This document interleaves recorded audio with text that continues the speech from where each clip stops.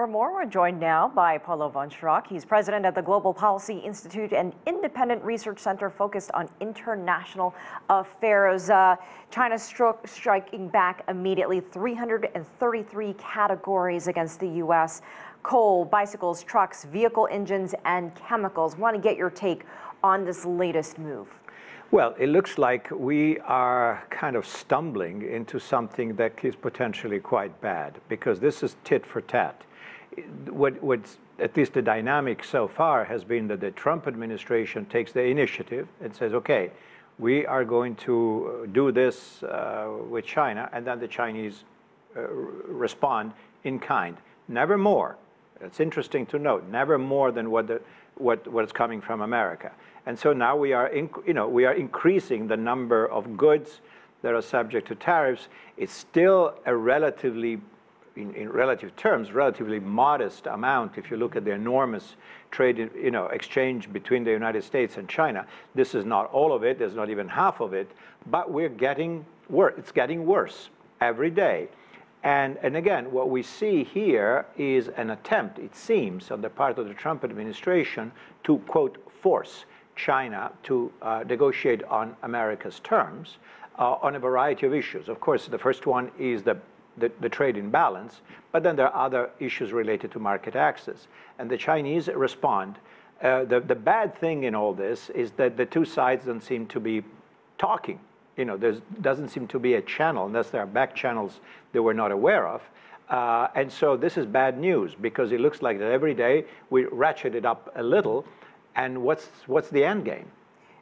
That being said, there are some reports today that President Trump was somewhat surprised by China retaliating with this move. What is the strategy here, do you think? Well, I guess we all wonder, don't we? Because if this were, we know that China is a target, but we know Canada is a target in different matters. The negotiations with NAFTA, Canada and Mexico and the United States, we don't know how they're going, but they're not resolved. We've got issues with the European Union, although when the President Juncker came here several days ago, there's some kind of a truce there. But we can't have trade issues with the entire world at the same time, even though now the focus and the news is about China. What's the end game here? That's the question that we all ask. What are we trying to achieve? President Trump said in many different instances, even when he was campaigning, that we've been cheated by everybody. That everybody's cheating, that America has been taken advantage of, for decades, because our trade negotiators are all essentially incompetent, unable people, and that he's the great negotiator and he's going to get a better deal for America. Well, we haven't seen the better deal yet, and we're beginning to see some sectors of the U.S. economy that are beginning to hurt. So we keep seeing these increases. Let's take a look at the worst case scenario, and Trump follows through on threats that he will tariff all Chinese imports to the U.S.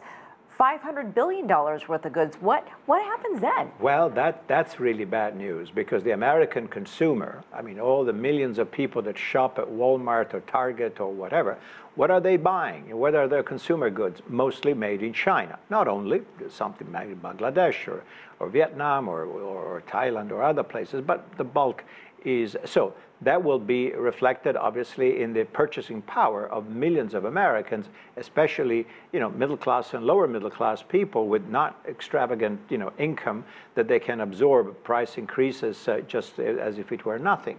So that will have an impact. Not to mention the fact that as we are already seeing, that those American companies that rely on certain Chinese inputs for their finished products see their costs increasing substantially, and they may not have the ability to survive because they cannot pass on these price increases to the consumers. So it's a combination of bad things. Of course, people will suffer in China as well.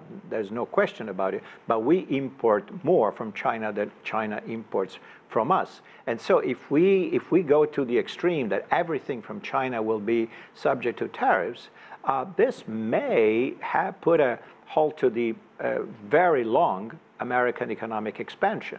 I'm not saying that it will, but it could be a factor altering the rather positive scenario that we have now, 4% growth, very low unemployment and all that. If we start hitting the consumers in the pocketbook, considering that they drive the American economy, that may be bad news. Paolo Von Schirach, we'll see what happens. Thank you again for joining us. Thank you.